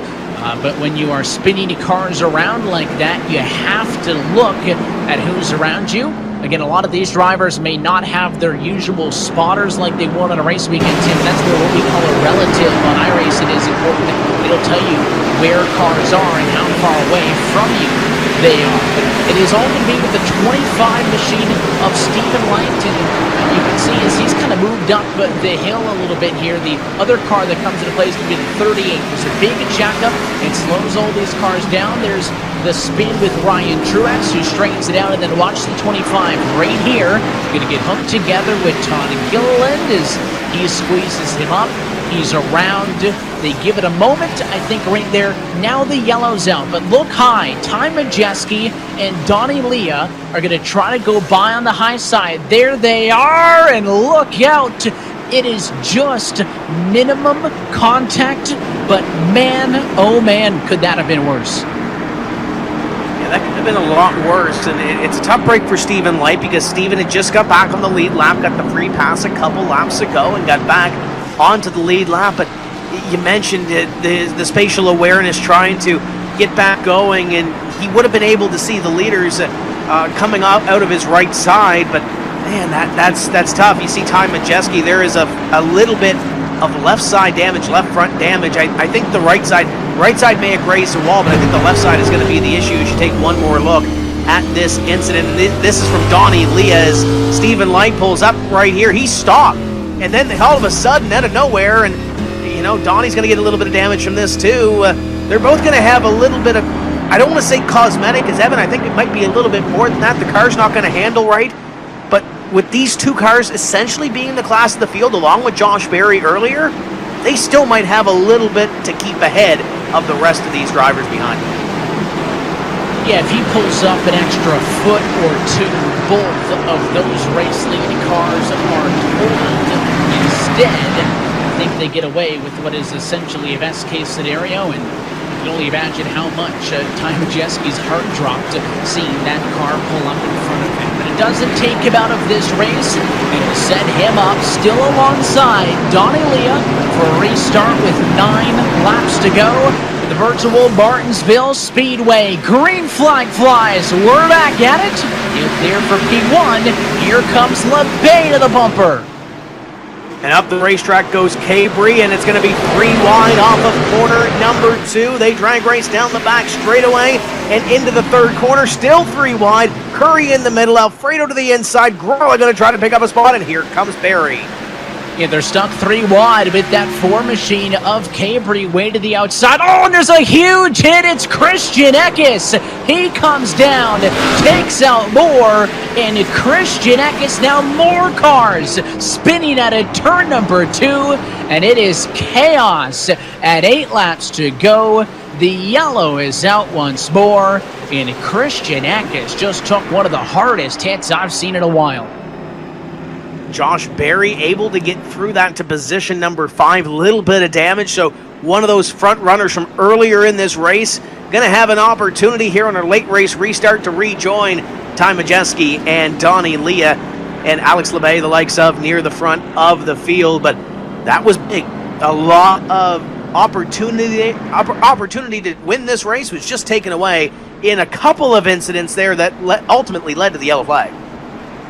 There was a lot, and I know that race control tried to kind of sit on it for a minute, and again, that's why the yellows come in a bit later, as race control is watching the drivers involved and seeing if they can clear the track so that your race leaders do not come up on an active accident scene. And obviously there was a big hit with Eckes, but then they wrecked about another half a dozen or so of them out of two, which kind of made it a no-brainer. And Ty Majeski has to go through the motions one more time. He seems to be waiting a little bit longer, Tim, every single time, but he kind of has to mix up what his game plan is, because the more restarts we have, the more opportunities Donnie Leah has to get it right just once. I think Donnie's been a little more aggressive on these last couple of restarts, as we'll take a look at what happened here to bring out the caution flag. And where do you look? Look at that battle up in front. Alex LeBay tried to go to the inside. Cabry gets shoved to the outside, and at this point, they're already 3 wide. They hold it even for about a lap or so, or a half lap, and then calamity ensues behind. Yeah, you'll see as the wreck has basically already started. There's the 098 machine around.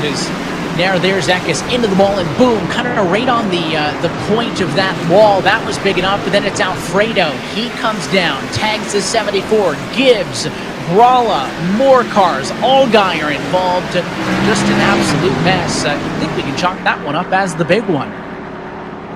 That was a lot of cars that had an opportunity to win this thing, or at least run within the top 5. Give a challenge to Ty Majeski, but it's going to end their nights there, as we are going to have 3 laps to go when we come back. This should be lights out, so this, Evan, may be a de facto green-white checker finish, as the pace car has that field in tow. We'll see if Donnie Leah gets aggressive here with Ty Majeski, maybe try something different. Obviously, Ty is the control car, but do we see the bump and run here late in this one as those lights go off? Well, if you were wondering, yes, there is a virtual iRacing hauler in the infield, and just like in real-life short-track action, it may get some use tonight. To Black Flag and to Kaz Gralla, Todd Gilliland parked. That is all still with another restart due up. It will not count as an overtime attempt, but it'll be a restart with 2 laps to go from Martinsville Speedway. Under the lights, Ty Majeski, Donnie Leah. They're going to go head-to-head as we go green. 2 laps to go. Now what does Donnie Leah do? Can he get to the inside? He stays to the outside. Alex LeBay goes to the inside. It is now a battle for position number 2. Barry and Parsons swap paint. Right behind them, they're still stuck to the outside. It's all Ty Majeski as they come to the white. LeBay get a door slam with Leah. He's got to get to the white flag for this one to be official, and he has. LeBay, Leah, now there's contact as Josh Berry moves him up. They're going to be 3 wide for a second. Here comes Berry. This fight going to come to the final corner, but out in front, it's not going to matter. Ty Majeski finally gets one. He wins the Friday Night Thunder at Martinsville. What a finish behind them. Josh Berry was able to get to the inside, and it looked like he was going to be able to hold on to position number 2, but he comes off of turn 4 and somehow ends up at the line of position number 5. That was a wild finish for second, but Ty Majeski finally gets one of these Saturday night and Friday night Thunder checkered flags, and he's going to be able to celebrate here on the front straightaway. Who would have thought that Josh Berry, after being in that late race wreck, would have even had a chance to fight for a top 5 spot? But this is the man that everybody looked at when we announced this Thunder Series for the Xfinity truck and other drivers as the favorite. He did not get one until the last week, Tim, but he keeps our streak alive. Ty Majeski, the 5th different race winner in 5 nights. And gets to celebrate on the front straightaway here at Martinsville Speedway. Going to salute the virtual fans with a Polish victory lap. And he almost lost it with that lap car earlier. But take a look at this. Josh Berry gets into the back bumper of the 90 down the front straightaway. And kind of, I thought he sealed the deal for second right here. A little bit of a shot. LeBay up into Donnie Leah. Drives underneath, able to cut to the inside. I thought he had it at this point, Evan. And then turn 3 happened. Yeah, he had the good spot, of course. Is going to get in contact with the 90 here, right there, and it just slowed them both down so much. Look at the dive to the inside as LeBay gets pushed to P2 by Donnie Leah. It was Stephen Parsons who made that dive to the inside, and how that somebody for came in late out of nowhere. The 83 car ends up on the podium. There's your full race results tonight for the Martinsville Speedway. Majeski, LeBay, Parsons, your top three. We'll do our best to chat with all of them in just a few moments, along with Donnie Leah and Josh Berry inside the top five. Chase Cabry, Derek Kraus, Anthony Alfredo, Noah Gregson, and Drew Herring, your top 10. Just outside the top 10, some of these drivers had a good run here tonight. Some of them were just holding on for dear life. Ty Gibbs was up and down. I think he might have passed the most race cars all night, finished in 11th. Snyder, Curry, Enfinger, Eckes, your top 15. Ellis Balicki on the lead lap. Landon Huffman 1 lap down. Kaz Gralla 1 lap down. And then Ryan Truex 2 laps down, completing your top 20. And continuing on through, a lot of these drivers fought through a good bit of the race. The likes of Moffitt, Allgaier, Weatherman, Burton, and Awuji, but just caught in issues late. But from P26 on down, issues early. So unable to make the distance. The likes of CV, Burton, Gilliland, Light, and Dollar. So look top to bottom at your full race results tonight from Martinsville. Let's jump on the radio, though, and chat with the driver of the number 45 machine, Ty Majeski, a winner in Friday Night Thunder for Martinsville. And Ty, I know you've been waiting to finally get the win in one of these things. You've had consistent speed, but you had to sweat it out to week 5, but you finally put that 45 in victory lane. Congrats. Yeah, appreciate that. Definitely, I feel like long overdue. I've always obviously had speed. I just never could put a whole race together. I don't run these big cars a ton, so I'll be honest, it took me a bit to find my rhythm with them, get the strategies right. I hurt myself so many times on strategy on the Pro Invitational races and Saturday Night Thunder races. So just learned each and every week, and we were finally able to put it all together tonight. Obviously, it certainly helps being on a short track, which is what I primarily do here on iRacing. So it was right in my wheelhouse, and thankfully, I was able to hold those guys off in all those restarts and put a whole race together. Of course, we've seen you make starts in this Xfinity Series car and in the trucks as well, but you mentioned you're used to the short track machines and maybe feeling a bit more at home here at Martinsville. Did that help at all that a majority of these races, the likes of Bristol, Richmond tonight as well, were the short tracks? I mean, did that help that kind of learning curve getting reacclimated to these bigger Xfinity cars? Yeah, certainly. Obviously, Richmond's obviously a high braking zone track, a lot like Martinsville, and Josh got me there, and Josh was really good here tonight. Unfortunately, he got wrecked there. Felt like we were really, really even on speed. Track position was key. I was able to control the race, starting up front, was able to control all those restarts, and he'd have to either start outside of me or in third, and that obviously makes it difficult for him to be able to make a run at me. So thankfully I was able to, like I said, just really stay in control of the race, the entire race, and hit my marks and not make any mistakes, and we were able to bring it home.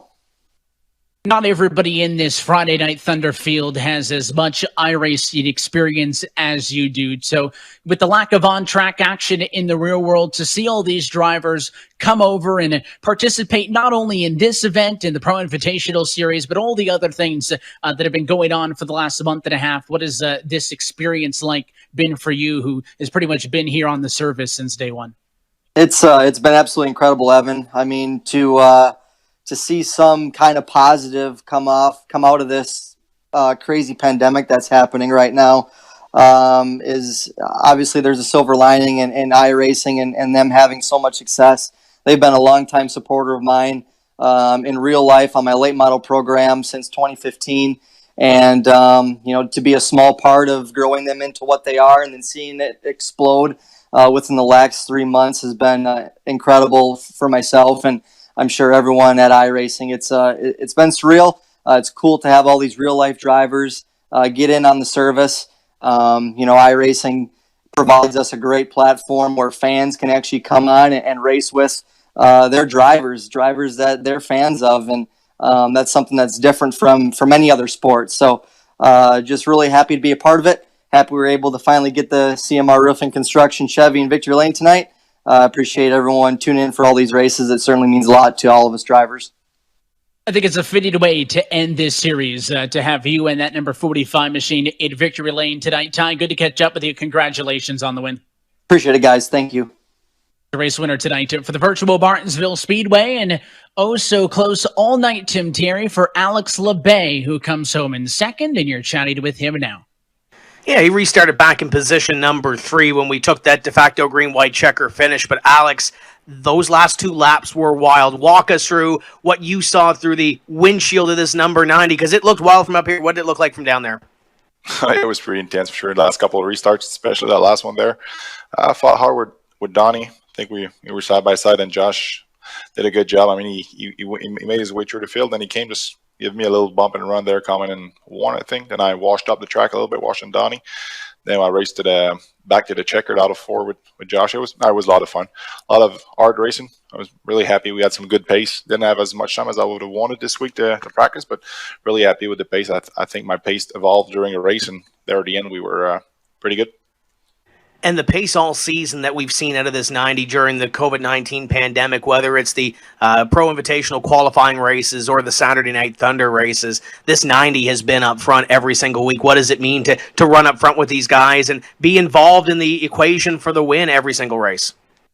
It's a lot of fun. That was the plan, definitely the plan coming in, but I'm really happy we've been in top 3, top 5 speeds every single races. That was I think that was a lot of fun, and I mean, the battle with these guys, they're in the top 5. It's always really good, hard racing, and as clean as it can get. But we all know that Martinsville gets a little rougher there near the end, but it was still a good short track racing for us in the top 5.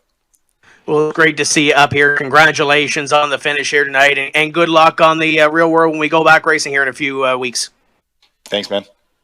There you go, Evan. That's Alex LeBay continuing the momentum, finishing in position number 2. And I believe you caught up with somebody that's new to our Saturday Night Thunder series, but no stranger to running up front.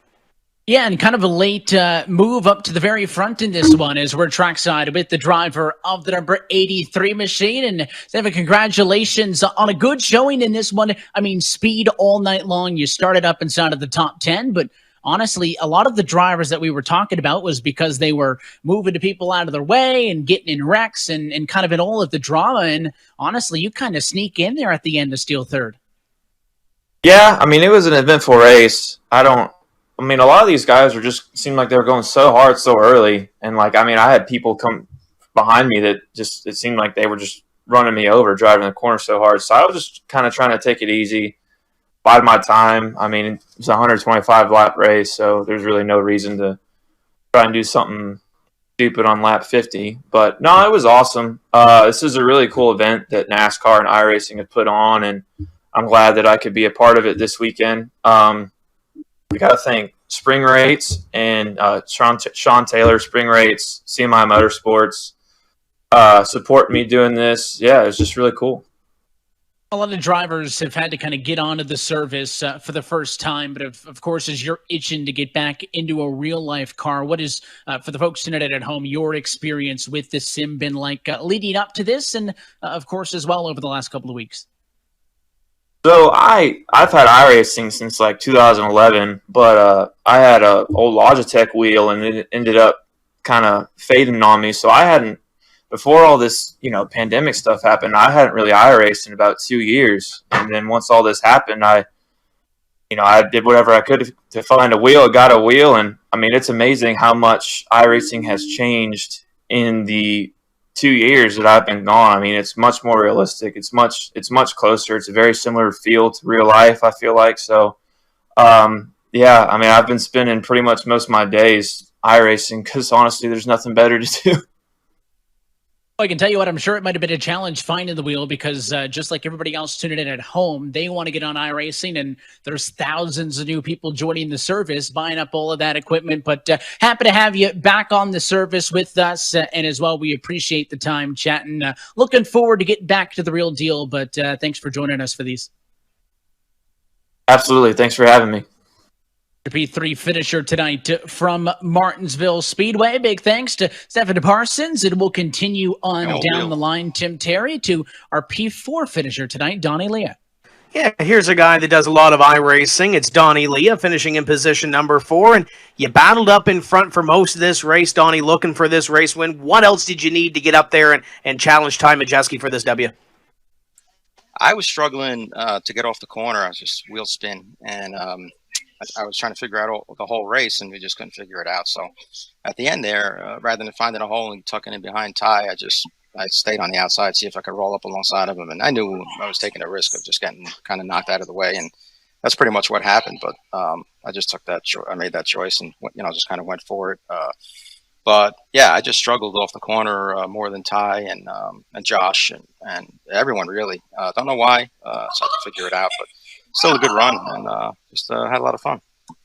You do a lot of sim racing here on the service. I know you hang out at the Sim 500 League and do a lot of racing over there, but how cool is it to be a part of this Friday and Saturday Night Thunder and get a good finish in the finale? It's cool. It's fun. I want to thank Kevin for coming, let me run this deal, But yeah, it's a lot of fun. It's kind of tough because there's a lot of guys in here that don't have a lot of iRacing experience. So as much fun as it is, it's it could be frustrating sometimes. But whatever. It's we're on iRacing here. It's pretty much always fun. But definitely good racing. Last week was good. I still kind of beating myself up for speed and exit in the pits last week, but it's been good and it's been fun. I'm not even sure what let me in this deal. I'm old, retired, has been, and so I'm just happy to be here. Well, I know you still got some laps left in you, but before I let you go, I would be remiss if I didn't ask you, because I know he's been helping Timmy Hill and Chad Fincham on Sundays. How big of a help was EJ O'Rourke tonight in the spotter stand? So, no, EJ wasn't up there. I had my friend David Comstock up there. And he wasn't spotting. He was just kind of helping me race strategy and let me know what's going on, what everybody's doing. So, but EJ's a good guy, good friend of mine. So is David. Yeah, a lot of good guys that I met in this. You mentioned earlier, the Sim 500 League. It really is a great league. Anyone on iRacing should check it out. A lot of good guys in there that I met and became friends with. And yeah, it's just good hanging out with them. And I want to thank David. He helped me out tonight. Some just kind of race strategy sort of. Running for the pit stops and making adjustments. So thank you, David, and thank you guys for doing the broadcast. You guys do a great job. It's a lot of fun to watch, and I don't know if they're going to keep doing this. I hope they do. If they do, I will see you guys soon. Well, congratulations on the run tonight. I know the family's excited, and you're going to have to get after EJ for missing this one. But congratulations tonight. Thanks, guys. I appreciate it. Have fun.